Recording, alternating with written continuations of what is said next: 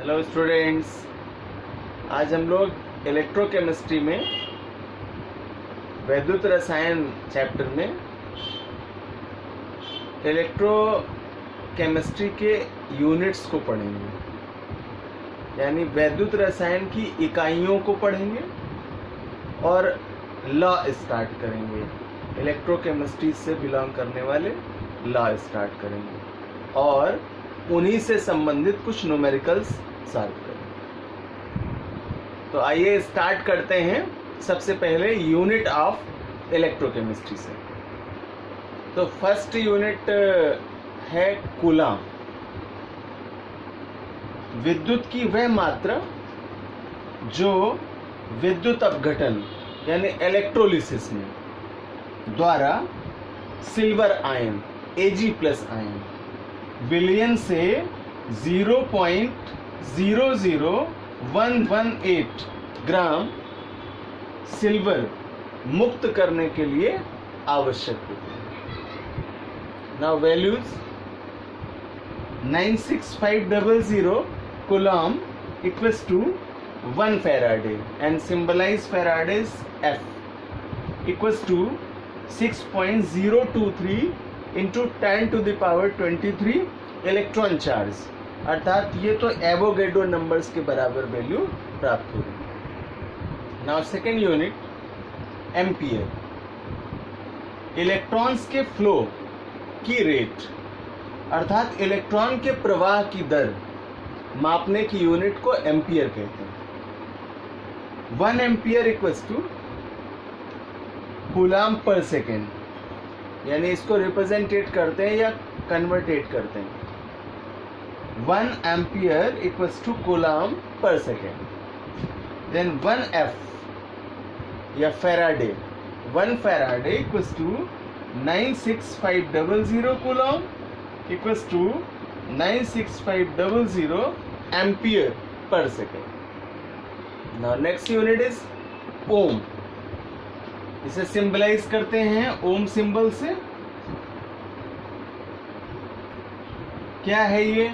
तो रेजिस्टेंस को मेजरमेंट करने की यूनिट है, अर्थात प्रतिरोध को मापने की इकाई ओम कहलाती है। Now next unit is volt.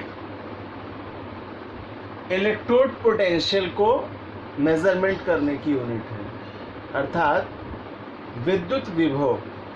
और हम लोग सेल में बात कर चुके थे इलेक्ट्रोड पोटेंशियल की। क्या है इलेक्ट्रोड पोटेंशियल? तो किसी सेल में लगी हुई इलेक्ट्रोड रॉड और भरे हुए इलेक्ट्रोलाइट सॉल्यूशन के मध्य जो विभवांतर उत्पन्न होता है उसे इलेक्ट्रोड पोटेंशियल कहते हैं। अर्थात सेल में लगी हुई इलेक्ट्रोड रॉड और भरे हुए इलेक्ट्रोलाइट सॉल्यूशन के मध्य जो पोटेंशियल क्रिएट होता है उसे इलेक्ट्रोड पोटेंशियल कहते हैं। तो जो वोल्ट यूनिट है वो किसके लिए उपयोग होगी? वो उपयोग होगी इलेक्ट्रोड पोटेंशियल के लिए, और जिसे हम विद्युत विभव कहते हैं। फार्मूला यूज करेंगे इसके लिए, volt equals to ampere into ohm. Now next unit is joule. विद्युत ऊर्जा अर्थात इलेक्ट्रिकल एनर्जी को मेजरमेंट करने की यूनिट है ये। Joule equals to coulomb into volt. Now next unit what. Electrical power को मेजरमेंट करने की यूनिट है, अर्थात विद्युत शक्ति को मापने की इकाई वॉट होती है।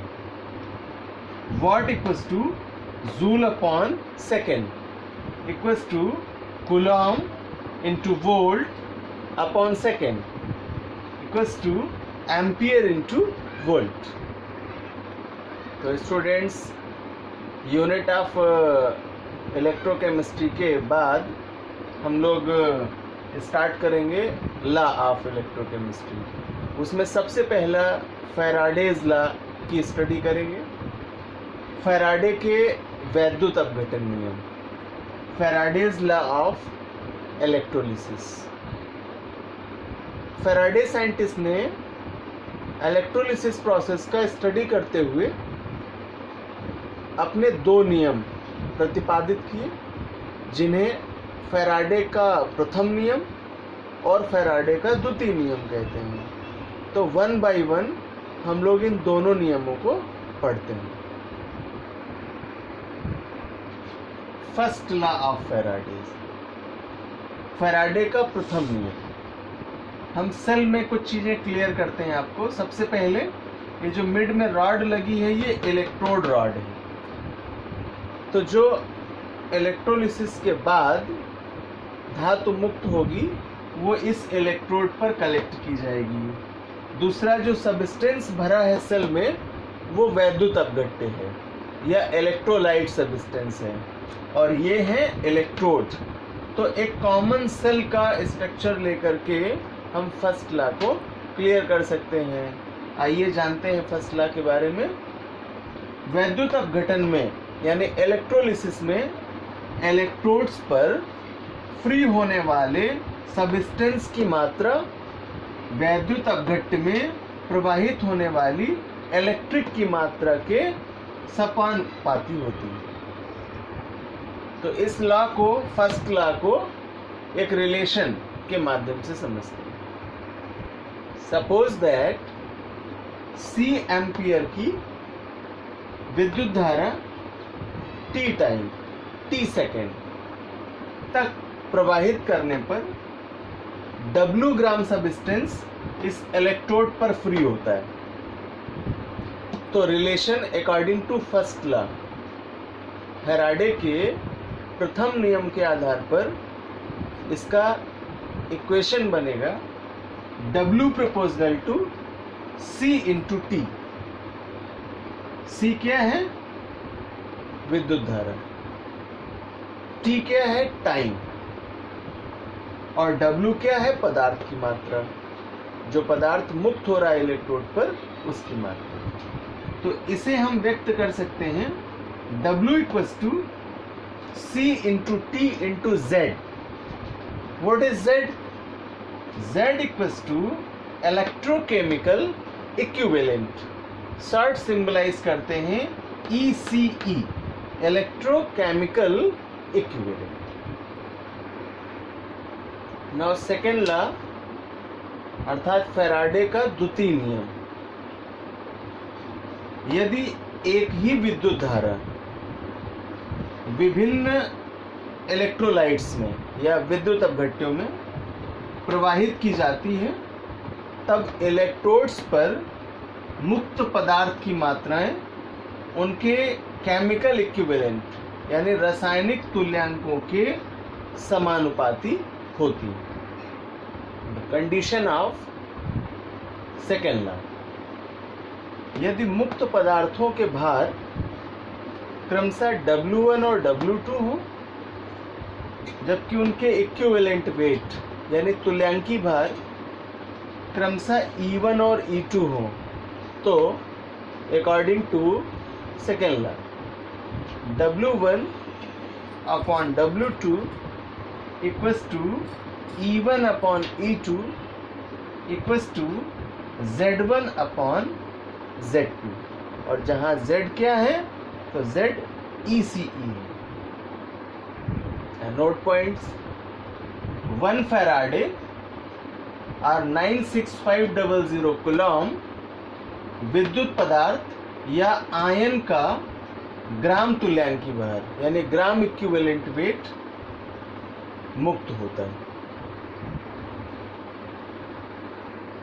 फॉर एग्जाम्पल 0.25 एम्पियर की विद्युत धारा को कॉपर सल्फेट विलयन में 1 आवर्स तक, 1 घंटे तक प्रवाहित करने पर कितना कॉपर मुक्त होगा, जबकि कॉपर का मॉलिक्यूलर वेट दिया है 63। तो इस क्वेश्चन में फॉर्मूला यूज करेंगे विद्युत मात्रा यानी electrical estimation equals to C into T in coulombs. Then according to question, आपको C का वैल्यू दिया हुआ है 0.25, पुटअप करते हैं इसको 0.25 इनटू कह रहा है 1 आवर्स, चेंज करेंगे इसको इस कूलाम यूनिट में, देन 60 इंटू 60 कैलकुलेट करेंगे तो इवेल्युएशन ऑफ इलेक्ट्रिक यानी विद्युत की मात्रा मिलेगी आपको 900 कूलाम।